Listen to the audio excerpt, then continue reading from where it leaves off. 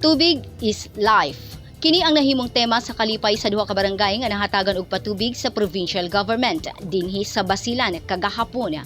Ang turnover ceremonies gipangunahan ni Provincial Governor Jim Hataman Saliman. Ang gipahigayon nga turnover ceremony sa mga proyekto sa patubig sa barangay Tumahubong ug sa barangay Kolonya nga parehong sakop ni ining probinsya sa Basilan kagahapon, Agosto 24, 2022. Tumong sa proyekto nga mahatagan og igong supply nga tubig ang mga mag-uuma aron dili sila maapektuhan sa supply sa tubig, labi na sa panahon nga tag-init.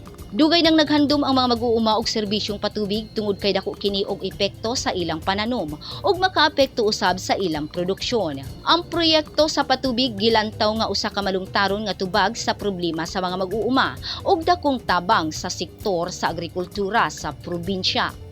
Nagpasalamat ang mga mag-uuma nga mga benepisyaryo sa barangay Tumahubong ug Kolonya kay dili na sila mamroblema og makapoy sa paghakot-hakot og tubig para lang mamahimong produktibo ang ilang mga pananom.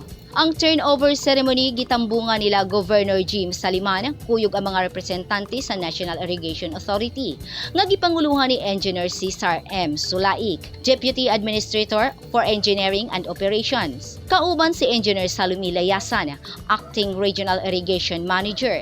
Lakip sa mga mitambong sila General Domingo Gubay, Brigadier Commander ng Joint Task Force Basilan, si Honorable Oric Furigay, Mayor sa Lamitan City, ug si Honorable Hani Bud, Mayor sa Maluso Municipality. Grace Alcunaba, Newsline Philippines, Basilan Province. Stay safe.